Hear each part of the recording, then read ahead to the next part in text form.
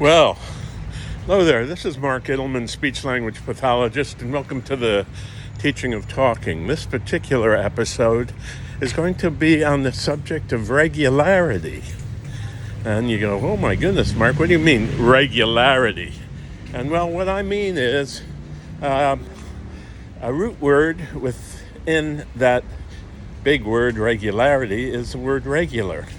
And regular is that you do something often, you do something at a particular time or place, and it's usually something that you repeat. And so if you were to think about your life and how many things you do that are regular, you probably go to sleep at a certain time, wake up at a certain time, eat at a certain time, go to work at a certain time. It seems like in our societies, wherever we happen to be, there are things that happen on a regular basis. As I've been walking this morning, I noticed that there's a bus that goes down the street at a regular time. There are shopkeepers on the side of the road who are cleaning their shops or adjusting their produce. And so it seems like everybody has a regular routine. There are dads and young daughters where the dad is taking the daughter to school on the bicycle here or in the car. And the same thing goes for mothers. And there are people in cars that are going somewhere, and they do that on a regular basis. And so that's about regularity. And so you might want to ask, why are you speaking about regularity? Well, what I've noticed in doing speech therapy with people for the last 5 decades is that those who seem to do really well in therapy have a commitment to regularity. They have a commitment to showing up for speech therapy. And they do whatever they can to make sure that they're consistent with their speech therapy visits. And what I've also noticed is that they also work with caregivers or a spouse or a family member, and they practice what they are taught in speech therapy. And so what's really amazing is that on each particular visit, it's really wonderful for a speech pathologist to sit down with an individual who was seen for a previous visit with specific goals. And when they're seen for the next visit, they're better. They're improving. They're achieving the goals that are set. And it's really wonderful. The last thing that I just want to share with you is a story about a gentleman that I've been seeing who had aphasia and apraxia at the start of care.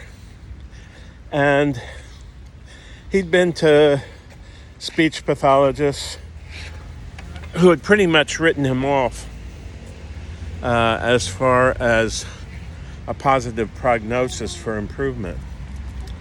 But the family contacted me, and gosh, this has been like maybe 6 or 8 months ago. And so we've been working for the last 6 or 8 months, twice a week, and I've been training his wife or significant other. And, you know, sometimes, I've got to be honest, sometimes I wondered if he's ever going to get any better. I mean, he does really, really well in speech therapy, but we usually have to cover each subject and cover the goals that were covered previously over and over again. And when you see an individual who you have to work on the same goals, you wonder, is he or she getting any better? Well, this week I met with them, and I've never seen him talk so well ever. I mean, I could ask him questions and he was answering the questions in complete sentences without any cues, without any help. And it was like a miracle, watching somebody speak in sentences who previously you always had to cue him to say a word or a phrase, but the other day he just answered any question that I gave him. We didn't cue him, we didn't do anything. And so I believe now that he is on the road to spontaneous speech and on the road to being an independent talker.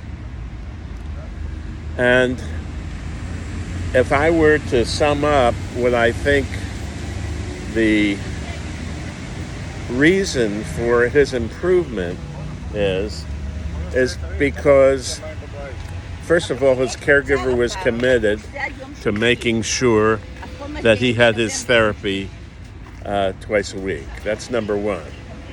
Number two, the caregiver covered all the goals that were covered in speech therapy. And number three, both of them have always been excited about the possibility of improvement of talking. And the other thing is that we talk about interesting things. We talk about the movies they see. We talk about where they go. We talk about the hobbies they have. We talk about the dinners they make. We talk about the dinner parties they go to. I mean, we talk about everything that pertains to them. We don't do any drill of confrontational naming or any of that. We talk about what's significant to the person. So, this particular video was on regularity.